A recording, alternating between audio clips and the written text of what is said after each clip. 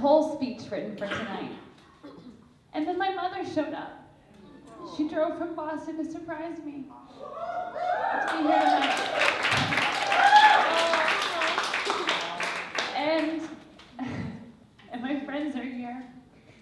And time again, I come back to this reality in my life of how community is not just gathering, but it's alchemizing what is possible. I come from a long line, and it's Mother's Day coming up too. I've decided to make this intro a love letter to my mother. So I come from a long line of women who have learned how to alchemize heartbreak, who have been here in this life, in what it is, who have been able to use heartbreak as a foundation for a life of connection. My mother, I remember growing up in my small middle-class Irish Catholic neighborhood of Boston called Charlestown, which you may know from Ben Affleck's feature motion picture The Town, or not. I went to the public school up the street, William Prescott School, and there was a lot of gentrification happening in my town growing up. There was this yuppie, towny divide. It was the beginning, the first thrush of this, and there was a lot of angst and violence and tension. And we were sort of right on the cusp. We weren't quite either tribe, which is confusing for a kid. But I went to the public school up the street. I went to the Boys and Girls Club, and I remember going to my public school, which had a little bit of a prison vibe. There was a little bit of like a chain link fence situation, kind of cracked gravel and cement in front of it, and I was a kid. I was happy. And my mother wanted a playground. She saw it and she said, "Why isn't there a playground for these kids? Why don't we get a playground?"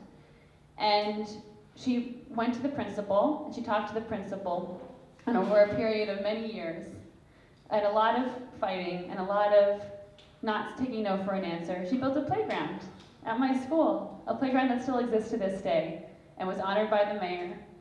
And there are moments like that that didn't mean much to me. They meant something to me as a kid, but I didn't understand.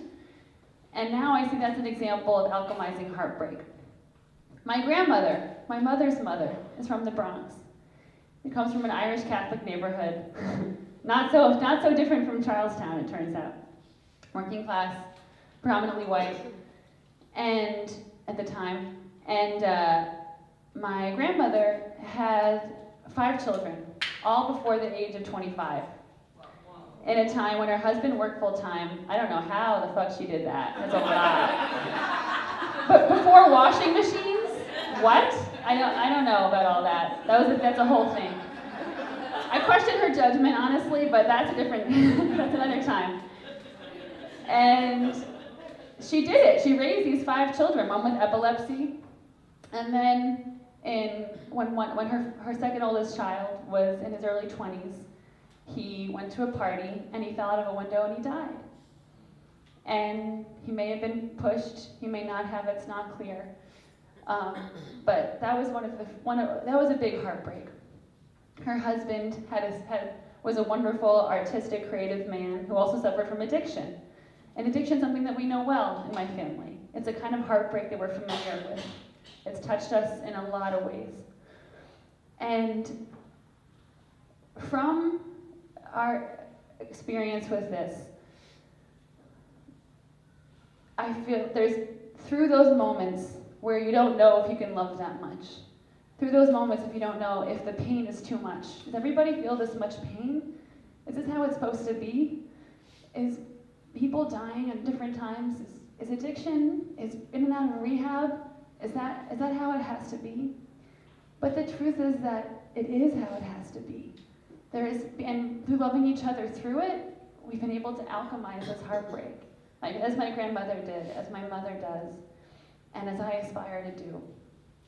I think watching my mother and my grandmother gave me this interest in seeking out stories of women who learned how to alchemize heartbreak in different constraints.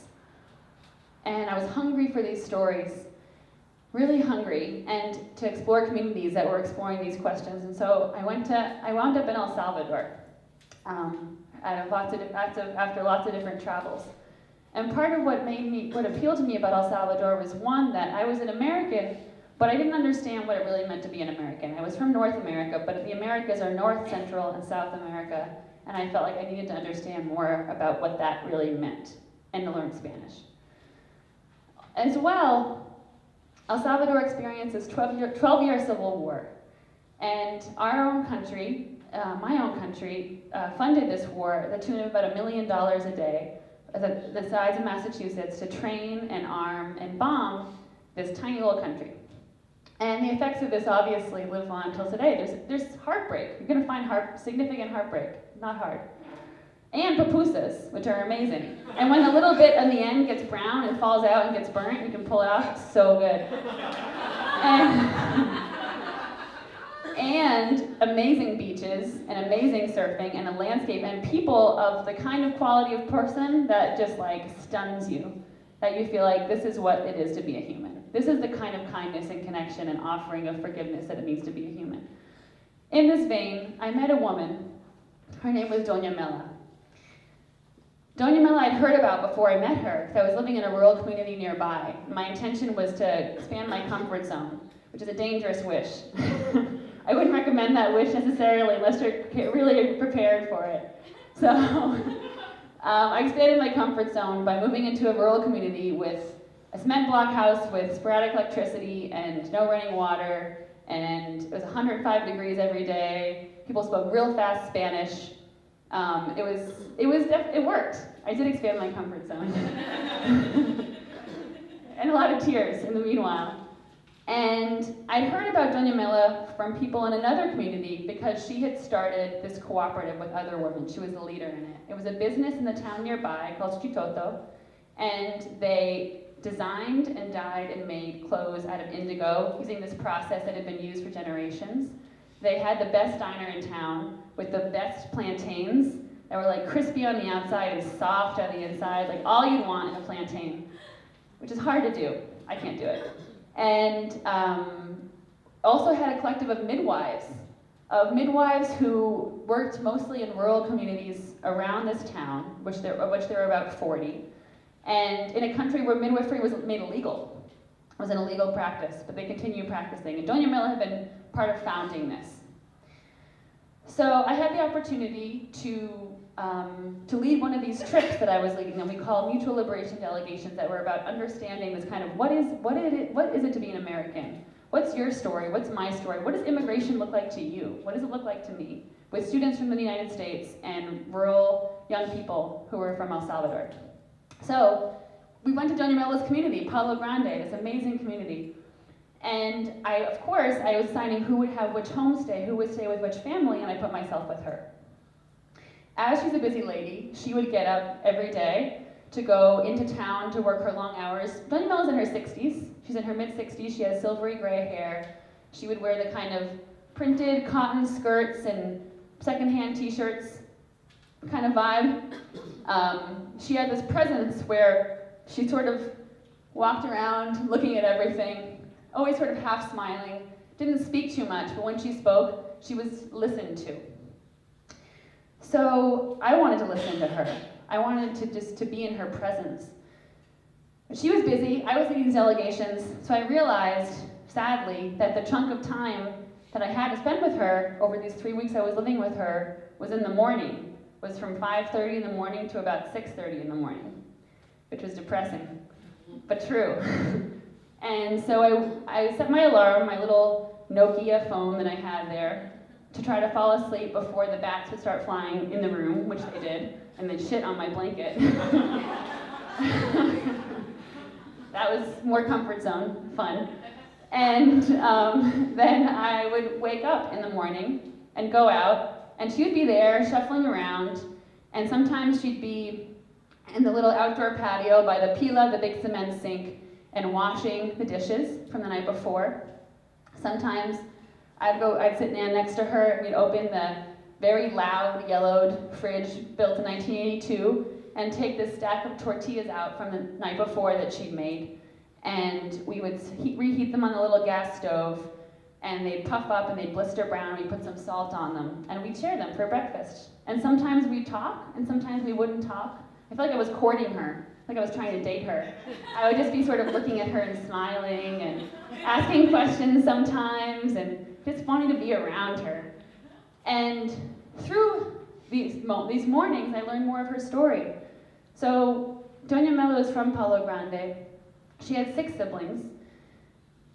When the war hit in the early 80s, she was in her 20s, and she was in charge of gathering women and children to march throughout the night because there were bombs falling and the army was crawling all over the land during the day. So around dusk, or around dawn rather, other one, they would dig holes and they would hide in the holes throughout the day.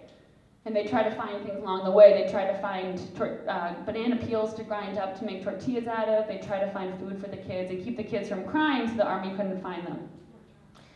She, through the war, 3 of her siblings were killed by the armed forces, one by a bomb, and one went to milk the cow in the morning and never came home. Just went disappeared. To this day, no idea what happened.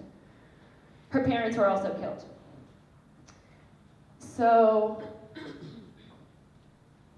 there is a texture here. There's a real story that this is my government that did this, that paid for and architected and crafted the plan that killed her family. That's real. It's not theory. It's heartbreaking. It's heartbreaking for her. It's heartbreaking for me in a different way. I can't imagine the depth of her experience. But even in these little moments, this accompanying each other through the dark of not knowing, this community being a place that isn't about fixing or saving or needing something specific from each other. It's just showing up and then letting the alchemy be that takes you where it needs to go. Letting the alchemy transform that moment and unhook it from the past and unhook it from what could be in the future, because we don't know. Bombs could fall again. We don't know. We don't know. None of us know. But we could be there together, and we could have a tortilla for breakfast, and we could build a trust. We could build a relationship. And who knows where that could ripple out to. So now, I'm here at the Center for Social Innovation, a place that I love deeply and dearly, in part because I find it to be a translation of this concept of what does it look like to show up for each other in mundane ways? What does it look like to do the dishes together, day after day? And a shared foundation of heartbreak. We're all here because we're heartbroken. We're heartbroken beyond repair about the way the world is, about the systems and structures that dictate and control our lives. Whether aspects of our family and addiction in our family have made us feel broken in moments.